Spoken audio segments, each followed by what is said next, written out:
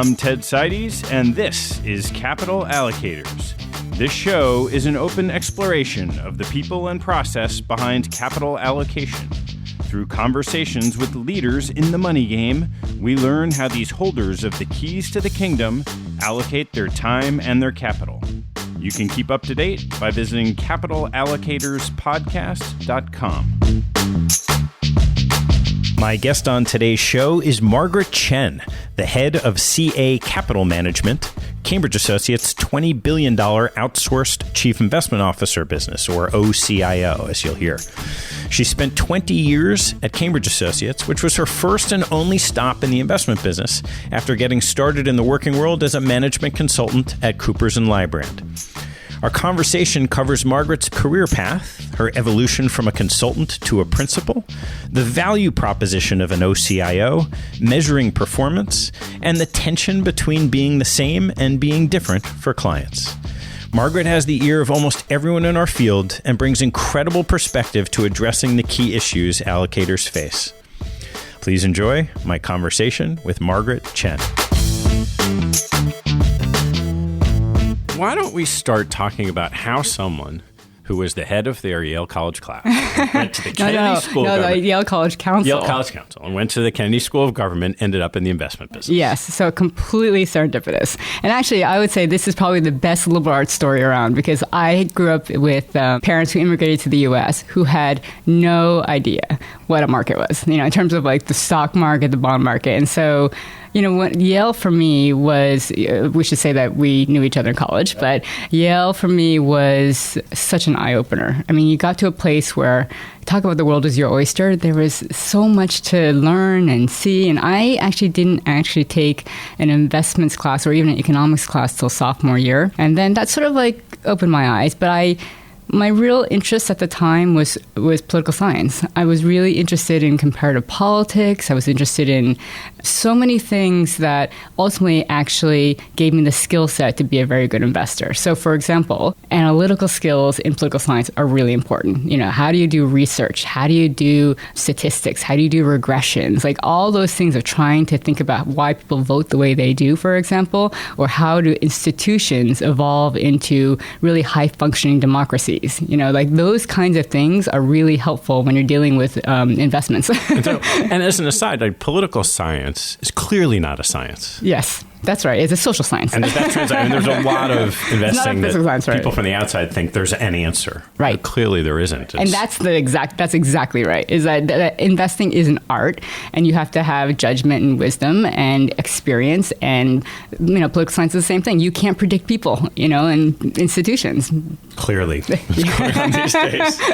Right. And the plan was to go on a political science path. Yes. The plan was to go into government of some sort, right? And so after doing the Yale College Council, which was a student government, and I was the second campus-wide elected president and, the first woman to be elected, I thought, what am I going to do? And it was a full-time job. I mean, so I actually had reduced my course load to do this. And Edward Tufte, who many people may know, but he started my thesis advisor. And he was my thesis advisor. And so he did the envisioning information, and he really was very instrumental because I love the fact of data with design. And he basically said, why don't you go to the Kennedy School? Now, I graduated in 1990. And so we came out right on the verge of a recession, and it was really hard to get a job. And I was like, well, I was doing the student government thing. I could get a job, or I could do something else, like go to law school, go work. And he said, why don't you think about the Kennedy School? And I was like, what's the Kennedy School? Or what's the public policy school? And it was actually, for me, I'm very interdisciplinary, and it was a very good match of public versus private partnership, and that's what really attracted me to it. And so I went, and I was one of the very youngest ones in the class, so there was a plus and a minus to that. The minus was that all your bad habits in college, in terms of studying and stuff, carried over, so you didn't have a break. And the plus was that I was very hungry to learn from people who had a lot more experience than me. Really loved the Kennedy School. From there, I actually did management consulting because you had to sort of major and minor, and I did transportation. Another public-private partnership really ultimately led me to management consulting, and there I was doing a lot of economics finance work. So what happens if two airlines merge? What happens to their routes? And so one day a light bulb went off. I've been an apprentice for years before I realized that the light bulb went off, I wanted to do investing.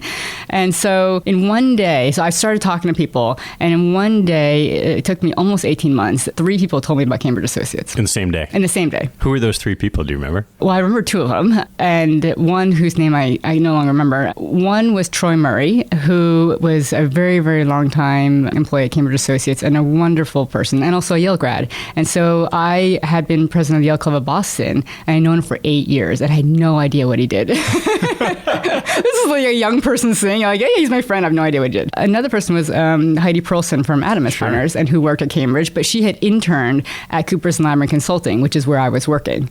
And so through that, she had said, what about Cambridge Associates? And so, in that one day, and I was like, what is this firm? So I called them up, and they basically were kind enough to interview me. They put me through 14 interviews, then Troy called me from London and said, everyone really enjoyed you, but, you'd be a high-risk hire. Which is very nice of him to say. And I said, I basically made a case for why you should give me a chance. And it's been a fabulous fit. And actually, it was in 1997. And so in 3 days, it's going to be my 20th anniversary. Happy anniversary. Thank you. That's very exciting. It's like yesterday. So 20 years at Cambridge, and a lot's changed in your learning for the business of consulting, the OCIO business, which we'll talk about. Why don't you touch a little bit on your path within Cambridge? So how did you start? And let's evolve that to where we are today. Yeah, it's very different. It was very different in the late 90s. The investing world was very different. When I started at Cambridge, the path was you worked with, let's say, 10 colleagues who were more senior than you, and it really was an apprentice model. This doesn't happen anymore because the world has changed so differently. Technology has changed things, and investments have changed. But back then, you could work with 10 people, and you worked with a multitude of different kinds of clients. So the learning curve, it was like entering college again. It was so steep, and you could learn one day you can be dealing with currency. The next day you could be dealing with this very large multinational endowment. The next day you could be, working on specifically writing something about doing due diligence for a manager. It was just like being bombarded. And so it was incredibly exciting and really just learning from other people, learning from our clients. So that was for several years what I did. And I was very happy doing that. That's they're paying me to really, of course I came in with skills that were very helpful for the clients in the sense of, the management consulting is actually excellent for process and being able to take a institution or a group of people through a decision, and so advocating for a recommendation. Those are really important skills because you can have the most fabulous ideas, but if no one buys into it, it doesn't matter. And are there a few simple tools that you could think about of how you walk someone through a decision? Yeah, the way I think is most important is if you have to understand and you have to appreciate who your audience is. That's it's so basic, but oftentimes folks know what works for them and they extrapolate that to everything else. That's the only way to do it. But really, if you turn it around and just say, knowing Ted, what is it that would appeal to Ted in terms of how I communicated this information? So, some people are very visual, some people are very literal, some people are a combination, some people are very analytical, some people, just want to have you talk about it and hear you have the conviction. And so you have to be able to really think through those kinds of things. And that seems very simple, but people have hired us to be independent thinkers and to provide them information with what we think should be best for the portfolio. Half the battle is being able to get yourself heard. At some point in time, as you go through this broad and deep learning process, the business starts to grow and people get siloed. Where did you end up plugging in after you went through your 4, 6, 8 years, whatever it was, of education? Very early on, I was lucky enough to find a set of clients that really appealed to me, and it was a business that I built. So it was just, serendipitous, but it actually suited my skill set. So I ended up with a client that was a liquidating pool. So instead of, here's a pot of money, and as an endowment, you want to grow it into perpetuity, I had these set of clients where, for whatever reason, either for environmental reasons, settlement reasons, spend down reasons, these are, and this is sort of ahead of their time. We're talking 15 years ago, that they had a large pool of money, and 35, 40 years from now, they're going to go down to zero. And how do you get them to zero when there's uncertain spending? Some of these are very highly taxable. Some of these have significant constraints on what they can invest in, and they're capital preservation oriented. So there's some aspect of endowment oriented because they're long-term horizon. There's some aspect of pensions because they're somehow asset liability, but in a very loose way. And some of them are highly taxable, like private clients. So I had a little bit of this, little bit of that. And that was very important because it allowed me to be very innovative and think about how to deal with these kinds of pools. So that, I was basically the CIO, and it was for these set of clients for many, many years. And that, I think, informed a lot of how I evolved as an investor. And it allowed me to think outside the box. I could look and say, well, what are the best practices out there, and apply them in a way that was very unique. And that particular challenge is very different from how a perpetual pool or an endowment foundation pool, pension pool that's not perpetual but very long dated. You have a pool that's winding down in 10 years, 20 years, 30 years. What are the differences in how you'd think about an asset allocation structure or yield versus total return in that type of a challenge? Well, that's a great question. So the most important concept that I always wanted to make sure we protected against was the first phase, whatever that is. 1, 2, 3, 5, whatever that first phase is the absolute most important critical phase. Because if you don't get that right, then you don't get the other 2/3 or 3/4 of the decision right. It depends on the spending that's going to go out. It depends on what you think the expected needs are on the draw on the pool. So talk about like thinking about 2008 or even an endowment. I mean, the liquidity and the credit quality is really, really important. I mean, that's you have to constantly be vigilant about that because it's so easy to be like, well, the S&P is up 33. Why don't we have 80% of this in the S&P? But you also have to invest for growth, right? And so there's a balance there that you have to think about. And it's not unlike an endowment where you have to think about long-term pool, but you have to think about liquidity, spending, what your expected return needs to be, and how do you actually put those puzzle pieces together. And that's what it is. It's a puzzle because everyone's different. And relative to a foundation that spends 5% or endowment that's something similar, presumably the spending's higher. Yes, in these a lot pools. higher. Yes. And so if you took your average nonprofit asset allocation, very equity oriented, very diversified, what does it do to the structure of the pool in general if you know the spending needs are higher than a different type of pool? Yeah. So first, let me just say, for an emotional aspect, you have to be comfortable that the dollar value is going down. Yeah. You have to look at it and you have to be okay that, maybe you had $1 billion, X years ago, and now you have 500. And that has to be okay. That is really hard for people when everyone is conditioned from birth to think that the higher the number, the better, right? So that's really the first thing. Yeah. And then the second thing is that you have to judge yourself differently. And I actually think, even for our Cambridge clients, it's really hard to benchmark yourself against your own personal appropriate benchmark. Like folks say that we have a policy benchmark and that's that's what you should be benchmarking against yourself. But it's really hard because we live in a world where everyone's like, well, how did you do, Ted? And what did you guys get in your portfolio? Well, I own Bitcoin, Margaret. I'm doing just fine. You did great. Exactly. So I think that's, that was a really important thing. And then the third is that you have to know what you're investing for. So are we investing for yield or are we investing for total return? And we invested for total return because we have a time horizon. So as long as you had the liquidity and could accommodate near-term liquidity, we could invest for total return. And so we did do that. But primarily, there's a lot of fixed income. And we try to ladder what we can early on, but probably less privates and yes, exactly. And more fixed income. Yep. That makes sense. And so with that core work, became a thing for you, it sounds like. Yeah. Within Cambridge. And it allowed me to build a business. So I should probably say that my parents, because they came here as immigrants, built businesses. So my dad came here with nothing, from Taiwan. And when he got here, he had no money. So he went and was a dishwasher in San Francisco and paid back, loans to get, for family members who lent him money to get here.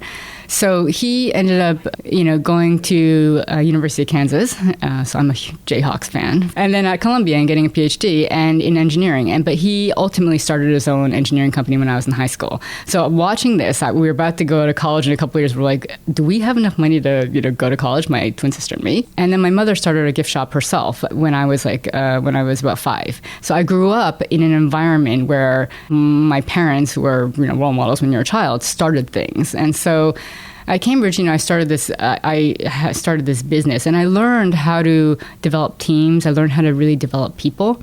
I learned how to be a manager, and those are skill sets that I think it makes me a little bit sad, because when I look around at trustees today, there's so many of even our peers who earn so much wealth at a very young age. Instead of going through the training program and going through the apprentice, everyone says yes to you because you have been so successful so early. And this is the plus and the downside of our technological change. And let's talk a little bit about the consulting business. What is it? Cambridge, in my early years, was the place that everybody went in the endowment foundation world, and still is a great brand in the business.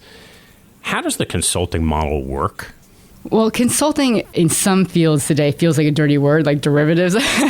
But consulting is really important, I think, for the right kind of client. Having a consultant is really important, and that client is the client that has a strong core in terms of an investment committee and a staff, and needs resources. And whether it's manager information, whether it's ideas, whether it's best practices, whether it's benchmarking, those, you have to get those someplace. Because in itself, if you just had, say, an investment staff and an investment committee, you have a volunteer group and you have a staff that could be very high quality, but they're going to turn over. Just by definition. And that's, because the people, that's the career path. And so they're not the resources, and there's not the institutional history. And so there's a real place for that. And that's how Cambridge got started, And so, Jim Bailey and Hunter Lewis had the foresight to first hire very good people. And, Jim will tell you he was one of the early ones to hire all the women that no one was hiring in the 70s. But that skill set is very important. Now, the world has changed significantly.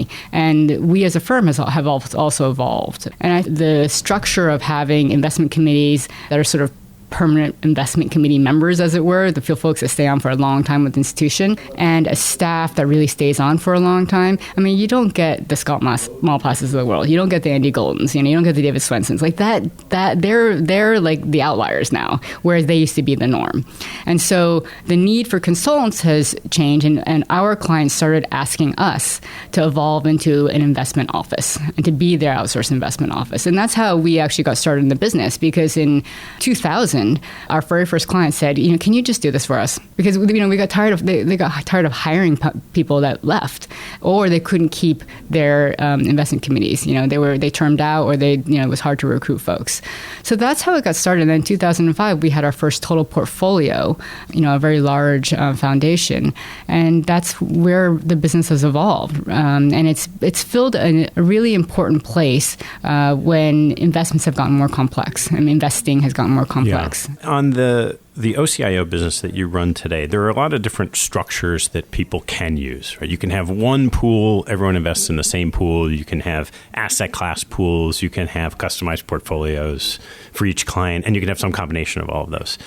How did you guys approach it, and how has that evolved? It was very simple. The way I thought about it was, if I were starting an investment office, what would I want? Right. And so there's sort of, I would call 3 flavors. So if you think of yourself as a builder, let's say you're building a house, right? Everyone has the same house. You're building the exact same house. There's no difference. Everyone's got the white picket fence. And so that to me is more of a product kind of thing, right?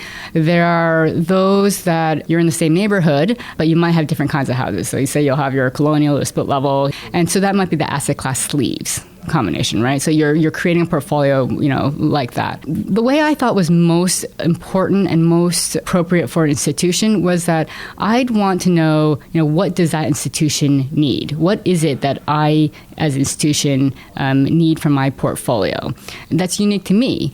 And so we are able to provide them with a full investment office, not just an investment team, because in some ways that's the easiest part, but you have to have what I call the institution, and you have to have the infrastructure. You want to know that who you hire is going to be around, and that you're not going to have to deal with transition, succession, and you also want to have the infrastructure. So today, because of the investing environment, the regulations, you need compliance, trading, legal, oversight, monitoring, accounting, reporting. I mean, those you have to buy someplace. I mean, that just comes with the business today. And so the ability to provide that back office infrastructure, research, plus the institutional stability and the reputation, plus, the investment team is how we went around building the house. Yeah. And our clients, actually, I would say almost a third of them have some sort of unique, what folks would call a mission-oriented SRI, whether it's minority managers or whether it's environmental. And that makes it harder to do the first two options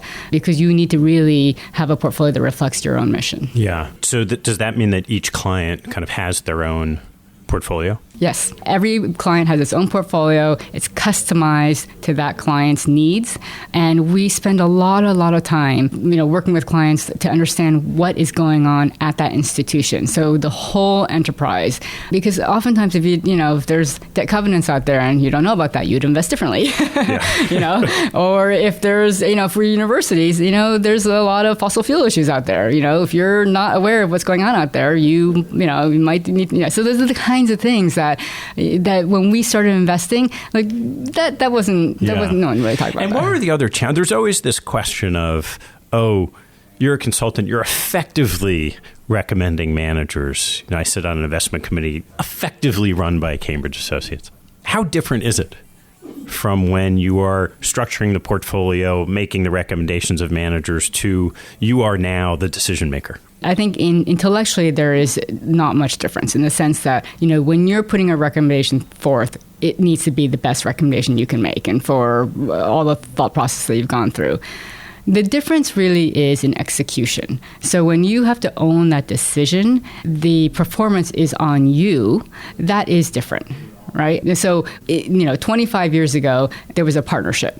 It was a partnership with the committee, and everyone had to own it together. But really, in terms of the actual ownership, the investment committee owned the decisions. And over time, probably because of how the investment committees evolved, how these institutions evolved, all the wealth creation that's happened, the onus shifted to Cambridge Associates. And that has continued to happen. And so because of that, we recognize that was really important. And so in order to do that, you have to have the infrastructure to do that. You have to have and be able to allow folks to and to acknowledge and call it out and say, look, now it's not a partnership where, yes, the investment committee still has the vote, but the performance is on us. If we own it, we have to own it, and that's where the change is. So is it different? I would say the mechanism of making the recommendations is not different, but actually making managing the portfolio, underwriting the managers, and ultimately execution, and having that monitoring and oversight.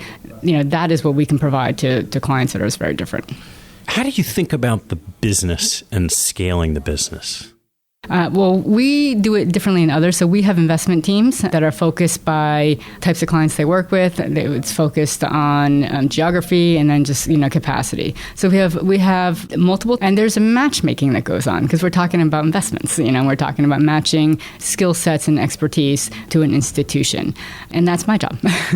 So I always tell prospective clients, you have to buy the institution first.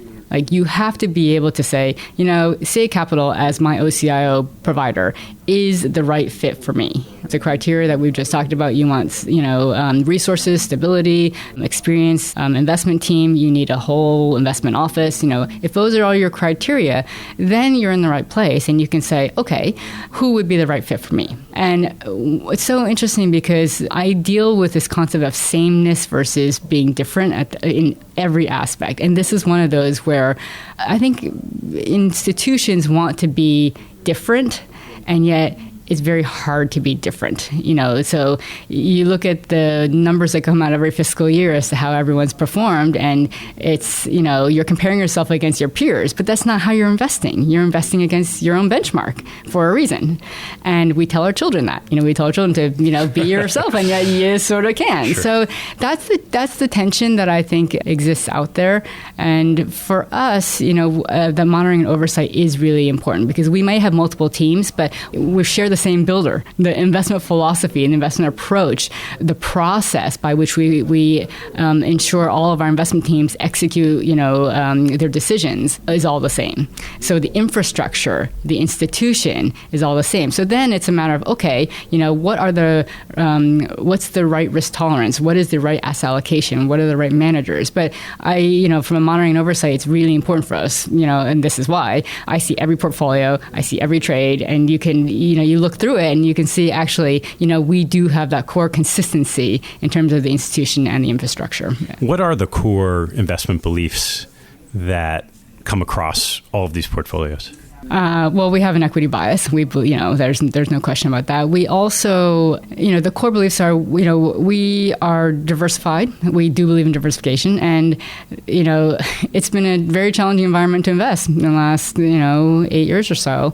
But we've lived through it before. Before the tech crisis, it was the same thing. It was one sector, but so in our lifetimes, it's been challenging to be a diversified investor. But there's no question that being protective of the whole institution and the endowment requires some diversification. So we can argue about how much diversification, but as a concept, it is something that we truly believe. Yeah. And if you dig in, so I've scratched my head on this probably more than most people have because of what's happened over the last 10 years. But Warren Buffett says U.S. is just fine. The S&P is plenty diversified. And yeah, it's easy for all of us to look back and say, of course it's right. If only. Of course the U.S. is the best economy. Of course it's the best market. Do people rethink that? Most of these portfolios are globally diversified. They're equity biased, but across asset classes. Is there anyone that in your conversations with the many institutions that you work with that have said, no, U.S. equities is just fine for us. Thank you very much. Well, I think there's a couple ways to answer that. One is that the stocks in the S&P are multinational companies, right? So they're not just U.S. companies. They happen to be U.S. domiciled, but and much of their revenue can come from abroad. Sure, even better. Even better, right? So another reason to stick to exactly. the S&P. And second, we're U.S. dollar investors, so that's another reason. Even better, right? Even better, right? But the reality is when you go, if anyone has spent any time abroad, let's say you go to Asia, you go to Latin America, you go to Europe, the world actually is different. If you ever pick up a paper and you say, read the front page, you think you were in another, literally, you're like, wow, things are very different outside the U.S. And so in the U.S., we have a luxury of being very stable. This is where the political science background comes in. We're very stable. We have a lot of wealth creation. We've had a lot of innovation, and we'll continue to do that. But the rest of the world, they've become more like the U.S. in many, many ways. And so I think folks would say, yeah, you could do that. That's perfectly fine to be just in the S&P and say you have cash or fixed income. But just like we wouldn't think that we'd be having an iPhone that has more power than than the mainframe computer in the 70s, things change and you have to adapt to that. And so as a business, for our clients, we're in the business of adapting and evolving. And you have to because, the world changes. What are the challenges that you face in having multiple clients where you want to put the best portfolios for their clients together, and yet the more assets you're managing, it's a similar problem. Like the larger you get, the more your investable universe can shrink. Well, let me just say, I think having multiple clients is a gift. Because it's like the whole going to college again. The lessons you can learn very quickly from having multiple clients, the learning curve it's amazing. Like you can immediately see, so we can spot sort of trends or we can spot best practices much faster because you see many, many clients. So there's a real advantage doing that.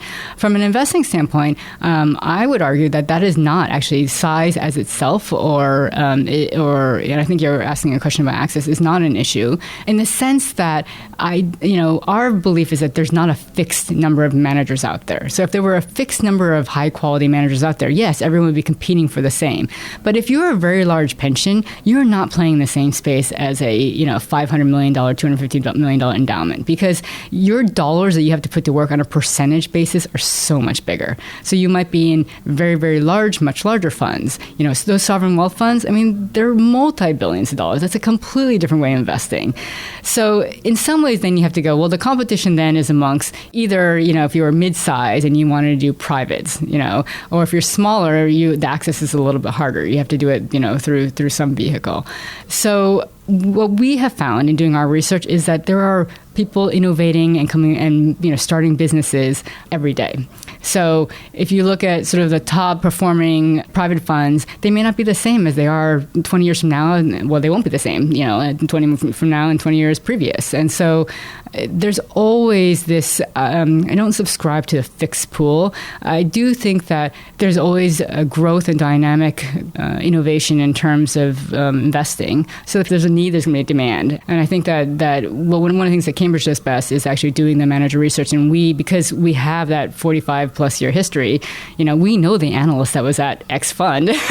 And that 5-7 years from now, if that person wants to start a fund, we know where that pedigree comes from, and that's a big advantage.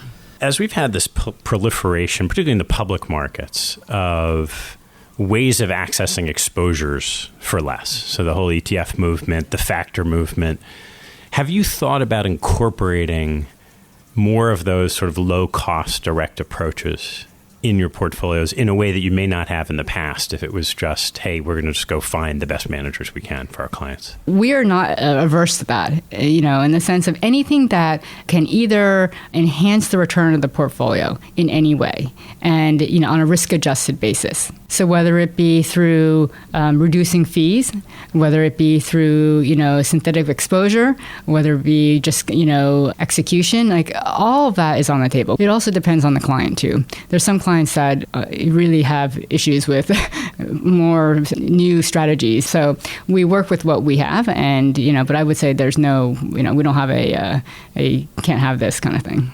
What happens in a particular example? Let's say there's a new, let's call it a hedge fund. It doesn't matter. Long only fund, private equity fund that you've known as an organization because they came out of a place you'd supported for a year. You know the person, you want to get behind them, but there's limited capacity, and you have CA Capital Management, the OCIO business, you have lots of consulting clients. Is there a conflict, or is there a mechanism, and what's the mechanism to decide who gets access to something that has limited capacity?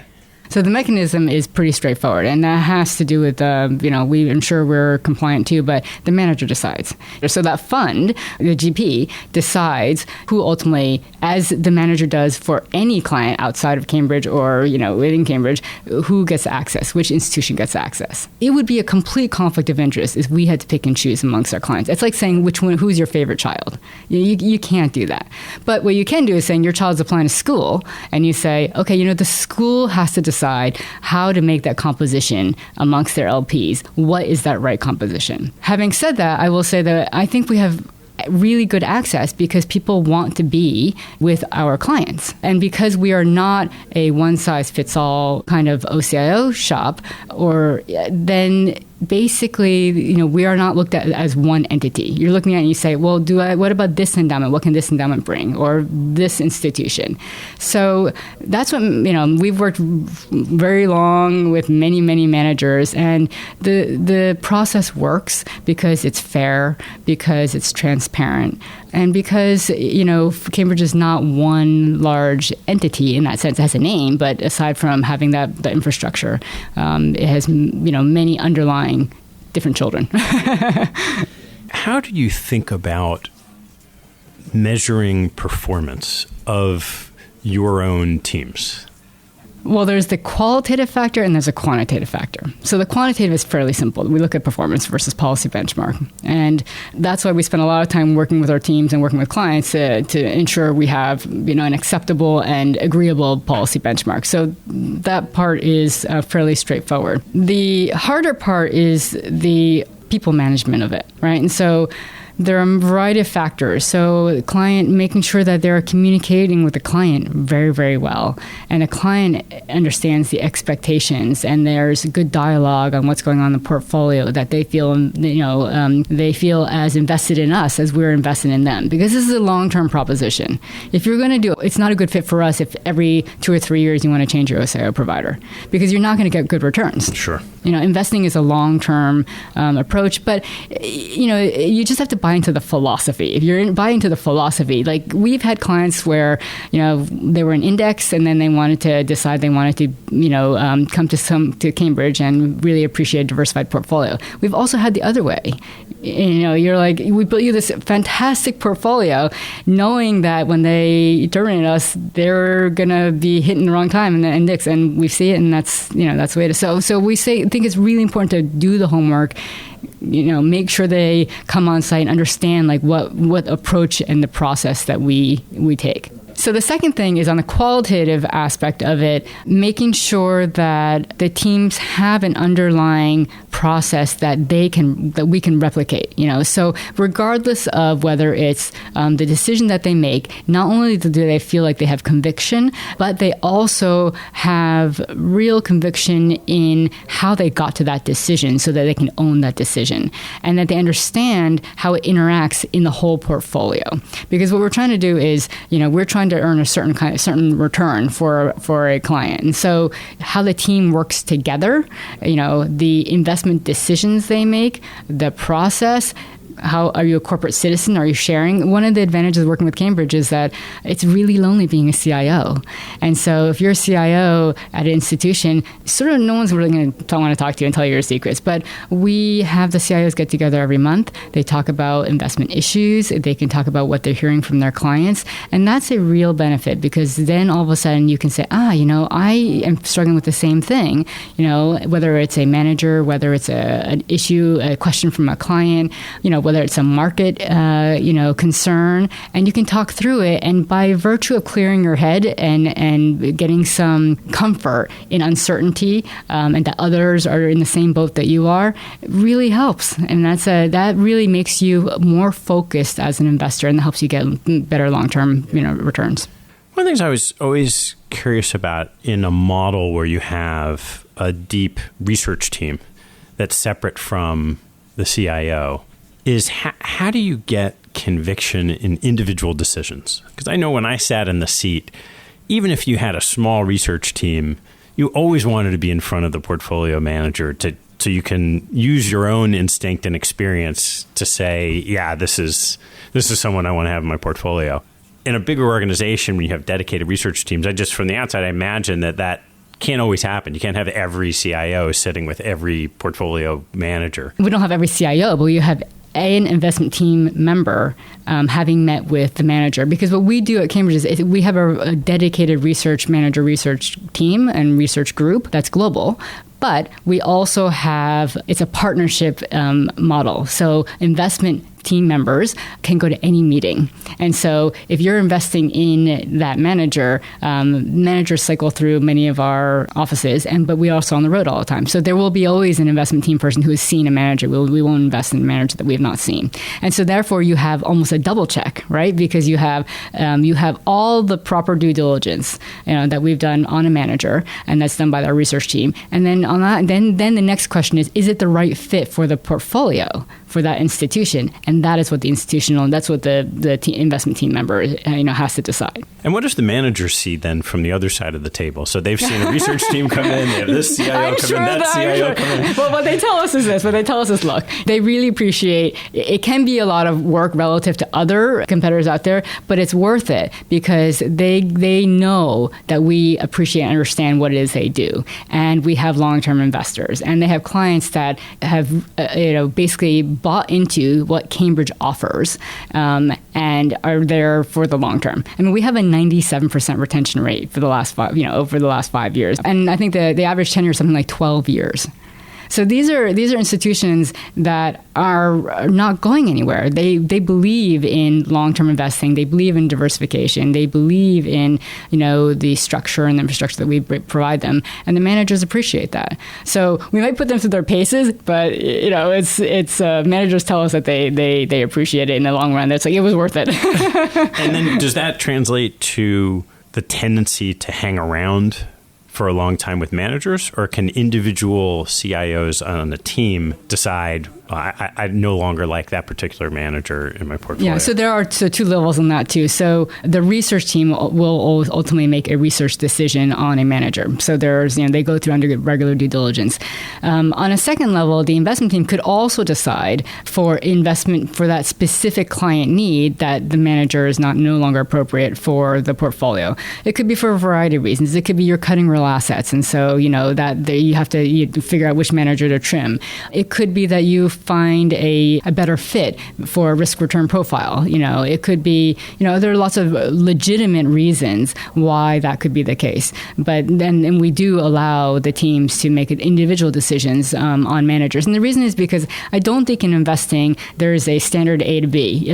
Managers, that is again you're hiring an investment team, and you can get the same return and get there differently. So I think in that sense, this is where the sameness and being different is. There's always a tension there, and we're comfortable living with that because I think that every institution is different, and so if you're different, you have to allow the investment teams to have that difference. And again, if you have the proper monitoring and oversight, that's fine. We see all the managers in the portfolio, so I can tell you, where the overlap is and where it's not. What are the trends in the OCIO business? So if you were to look out 5 or 10 years from now, what do you think your business looks like, and what does this sort of industry of OCIOs look like?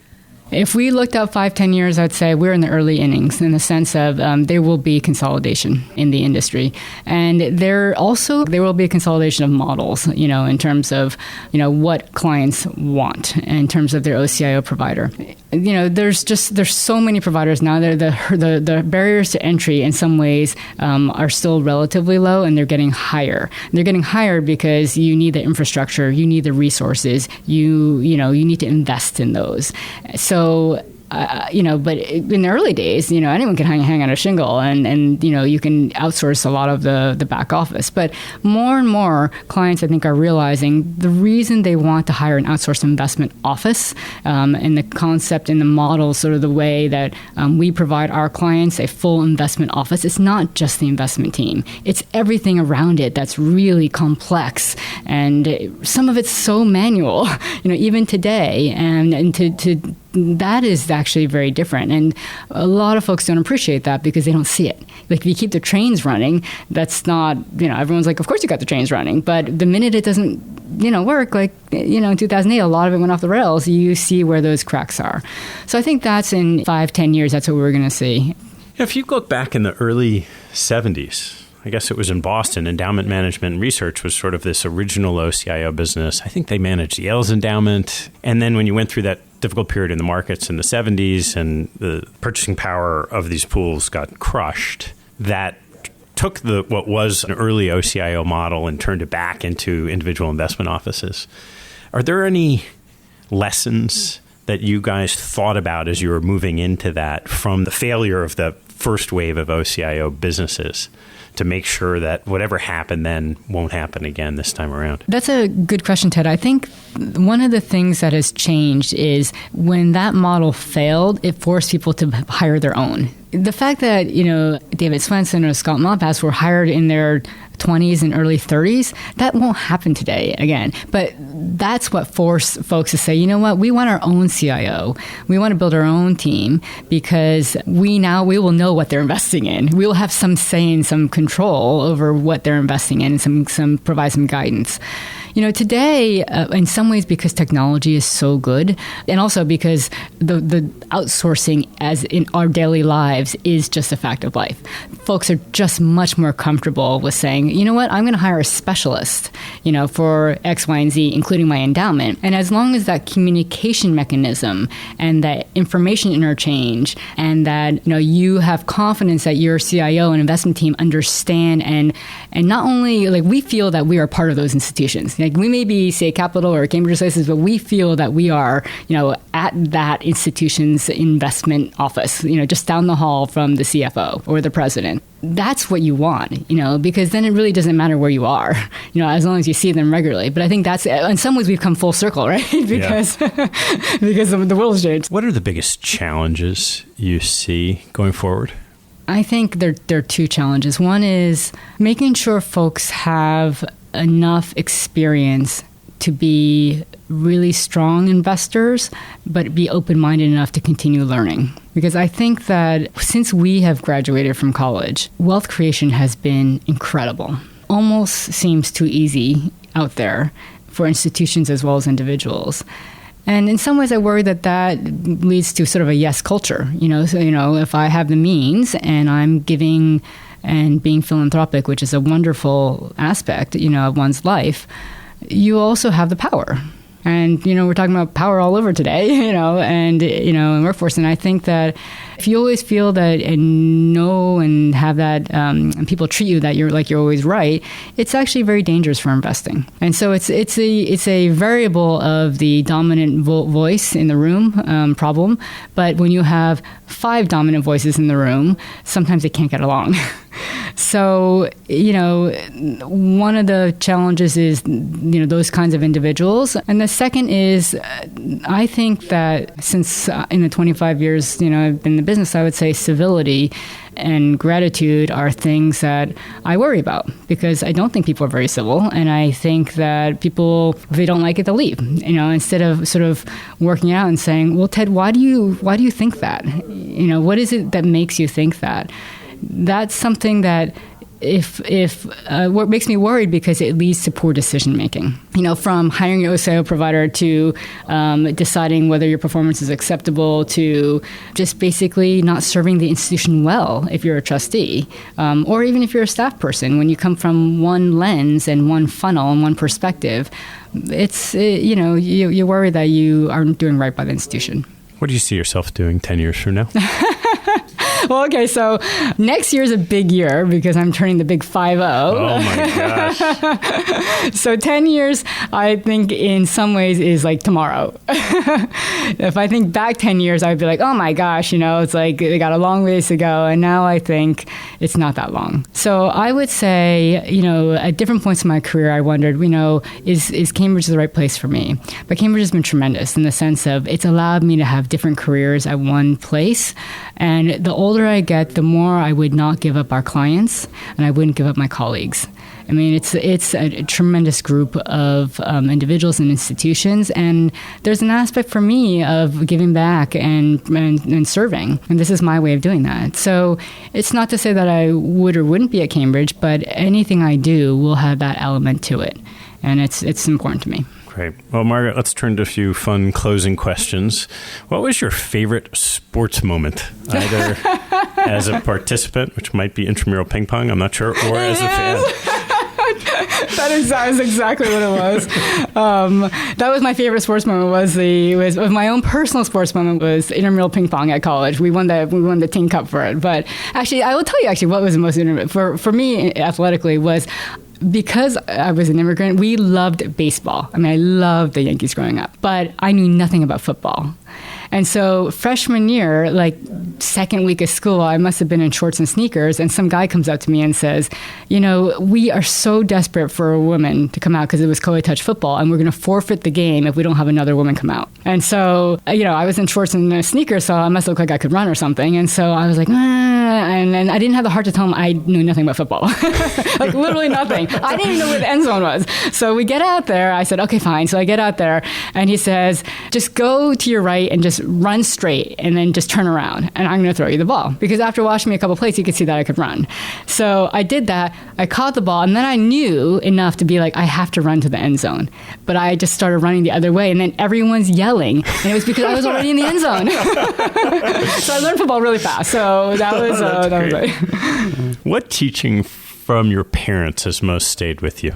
To be self-sufficient. My parents are, I think because they were immigrants and they came with very little, it was very important to them to tell their 3 daughters that to be self-sufficient and independent was very, very important. And they even said to the point, I remember our conversation, they're like, you can never depend on a guy. You have to, and they don't mean it in that sense, but they meant in a financial sense, in the sense that it was really important to do that. What information do you read that other people might not know about? The most favorite thing I read is The New Yorker.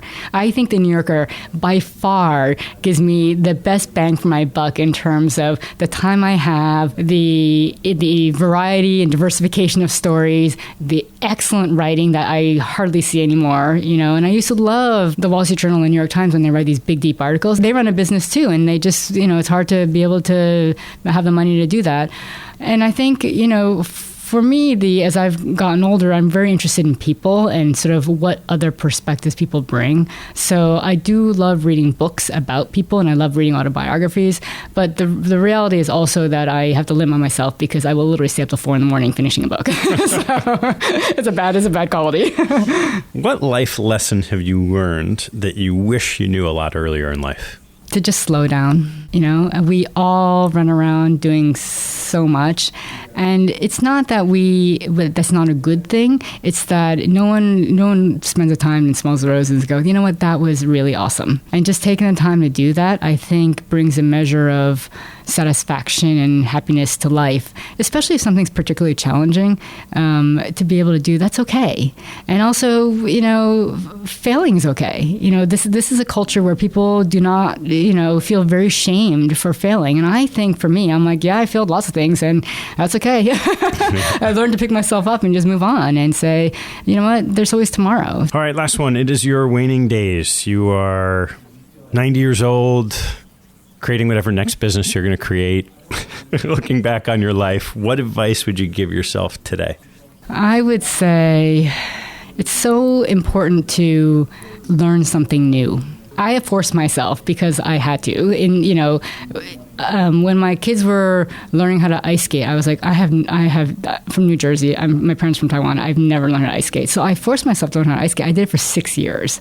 And accomplishing the ability to skate well is great. In my 40s, I learned to cross-country ski because my kids are doing it. My husband loves it, and I had resisted it. And I love cold weather, but being on skis, if you've never been on skis as an adult, is the most challenging thing ever. And then now I basically am taking adult ballet, and I'm also learning Mandarin. I can speak basic restaurant Mandarin, but I want to get better.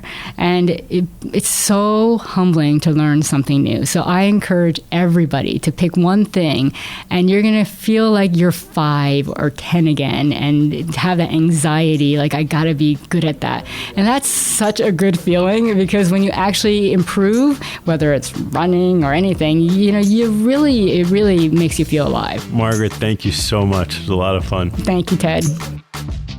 Thanks for listening to this episode. I hope you found a nugget or two to take away and apply in your investing and your life. If you've liked what you've heard, please write a review on iTunes or Google Play to help others find out about the show. Have a good one, and see you next time.